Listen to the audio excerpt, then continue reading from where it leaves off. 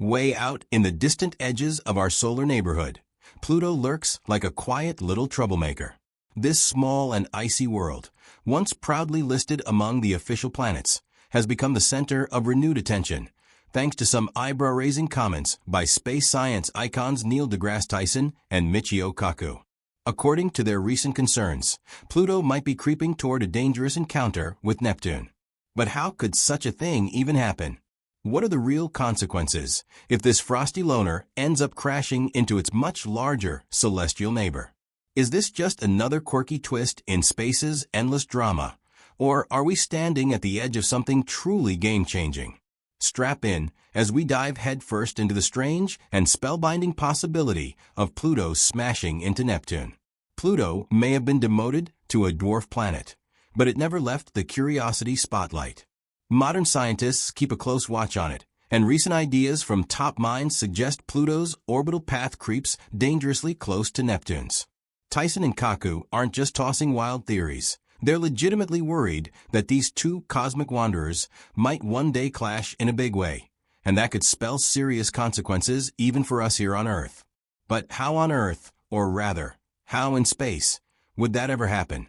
Unlike the big planets that orbit the Sun in neat, circular-ish paths, Pluto's route is wildly eccentric. In fact, it takes Pluto nearly 248 years to make one full loop around the Sun. Since we discovered it back in 1930, Pluto hasn't even had time to finish one complete lap.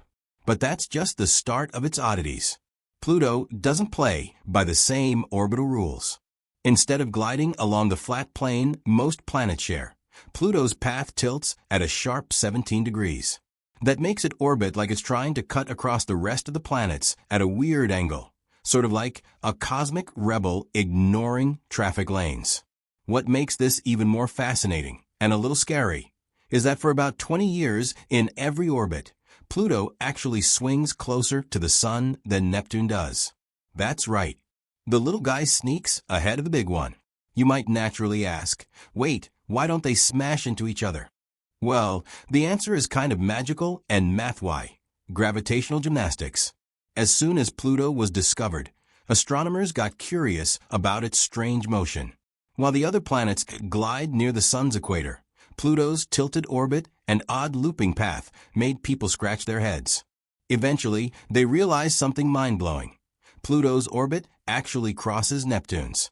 That sounds like a recipe for disaster, right? Wrong, because the cosmos has some mind-bending rules. One of those rules comes from something called the three-body problem. Imagine trying to predict how three space objects, say Pluto, Neptune, and the Sun, pull on each other and move as a result. It's like juggling three balls made of magnets in zero gravity. It's chaos, but surprisingly organized chaos. Scientists use weird and wonderful terms like non-concurrent libration, orbital precession, and VZK wobbling to explain what's happening. In the case of Pluto and Neptune, non-concurrent libration basically means this. When Pluto's path intersects Neptune's, they're never in the same place at the same time. They stay at least 90 degrees apart in their journey around the Sun, kind of like roommates who never bump into each other because they use opposite schedules. Orbital precession adds another twist. This is the slow wobble of Pluto's orbit as it loops through space. When Pluto gets near Neptune, it's usually way above or below Neptune's orbital plane, like passing over someone's head on a trampoline. That height difference acts like a cosmic overpass, safe and sound. Then there's the VZK wobble, a delightful mouthful named after three researchers who studied how gravity dances between multiple space objects. This wobble helps explain why Pluto can have such a weird path but still follow it consistently for billions of years. Think of it as a strange groove in space that Pluto gets locked into. So, even though it looks like Pluto is bouncing around like a drunken satellite, it's actually tracing a very steady, predictable path. These gravitational checks and balances work together like the world's most complicated ballet, keeping Pluto and Neptune from bumping into each other. The whole thing shows just how mind-bending celestial mechanics can be. Back in the 1980s, scientists ran computer simulations and discovered that even with all these stabilizing features, Pluto's orbit is still technically unstable, kind of like someone walking a tightrope during an earthquake.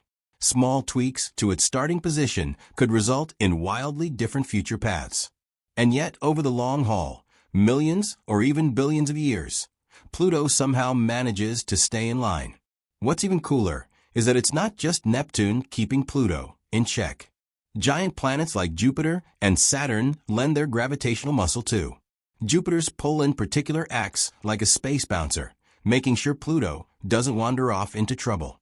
Saturn throws in a bit of support as well.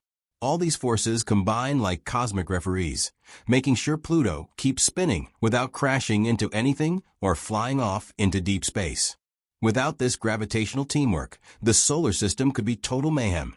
Planets colliding, asteroids going rogue, moons breaking free. Yikes. In Pluto's case, its oddball orbit could have spelled doom if not for the invisible dance moves of gravity, keeping everything in harmony.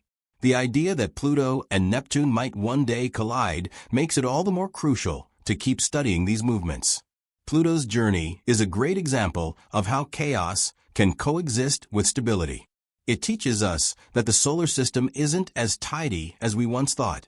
It's more like a giant, delicate machine where every gear has to be in just the right spot or else the whole thing could fall apart.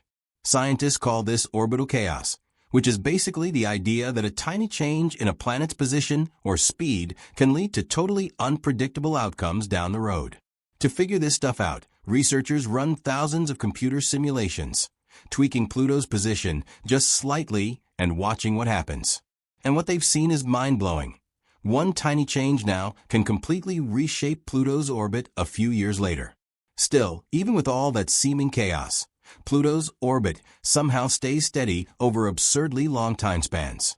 It's like a cosmic illusion. The path looks random, but it's actually quite consistent.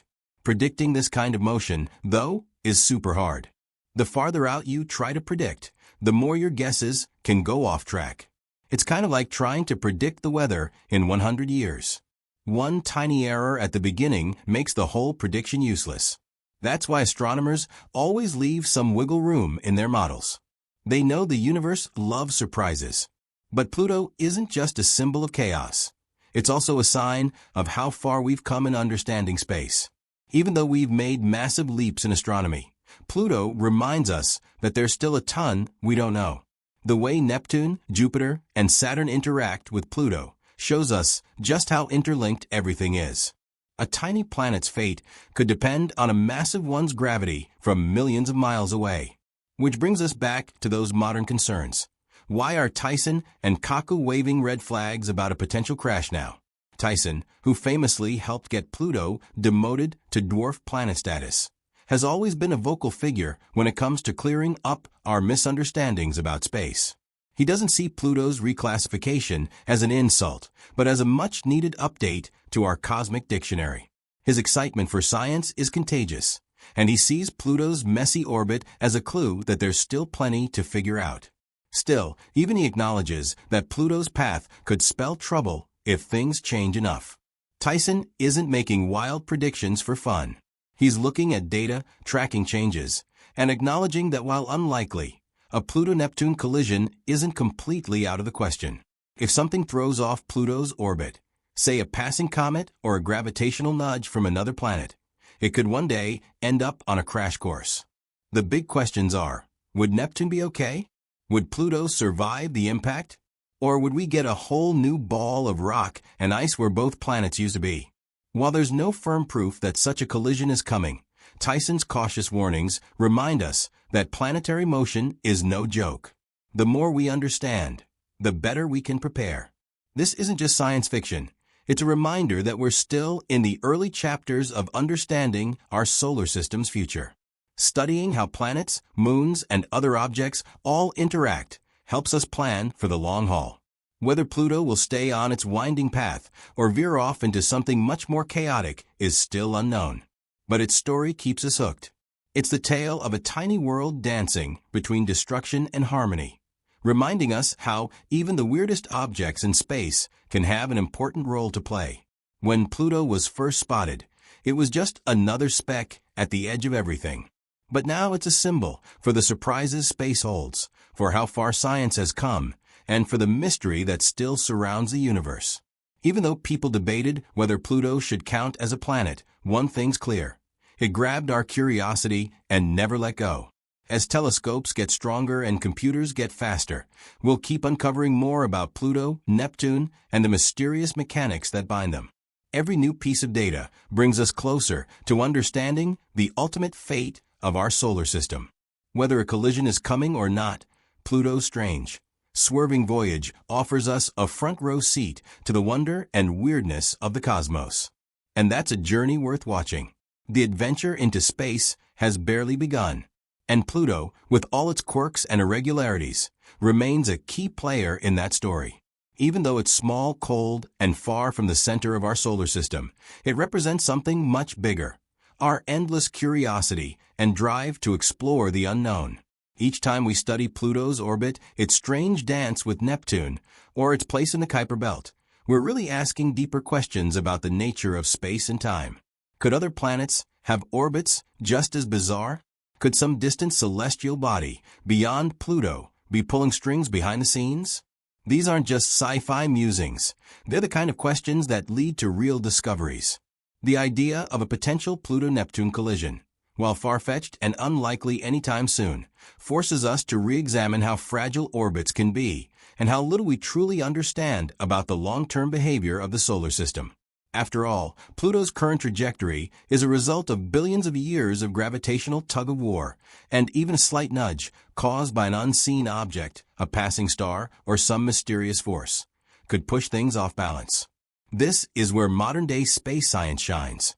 Using ever-advancing computer models, researchers can simulate how small disruptions might affect Pluto's path centuries from now. These aren't just academic exercises. They help us prepare for all kinds of cosmic possibilities. Understanding orbital dynamics at this level could even help us track dangerous asteroids, plan interplanetary missions, or predict how Earth itself might shift over eons. It's all connected. And we can't forget the human element in this story. Scientists like Neil deGrasse Tyson and Michio Kaku aren't just warning us about Pluto and Neptune for dramatic effect. They're encouraging the public to take interest in the mechanics of the universe. They want people to understand that space isn't static. It's alive, constantly changing, full of patterns and surprises. That's what makes celestial mechanics so fascinating. It's a combination of strict physical laws and unpredictable behavior, a bit like a cosmic game of chess played over millions of years. Even though Pluto is no longer officially labeled a planet, its story continues to inspire. It reminds us that science is never finished. It's always being revised, updated, and challenged. Pluto's downgrade to a dwarf planet sparked debates around the globe, not just about astronomy, but about how we define and categorize the world around us. That conversation alone brought space science into the mainstream in a way few other discoveries have. At the heart of it all is a simple but powerful idea, that even the smallest object in space can teach us something huge. Pluto, with its icy crust, thin atmosphere, and wildly tilted orbit, may seem like an outlier, but it's precisely because it's so different that it matters so much. The more we study these oddballs of the cosmos, the more we realize just how diverse and dynamic our solar system really is.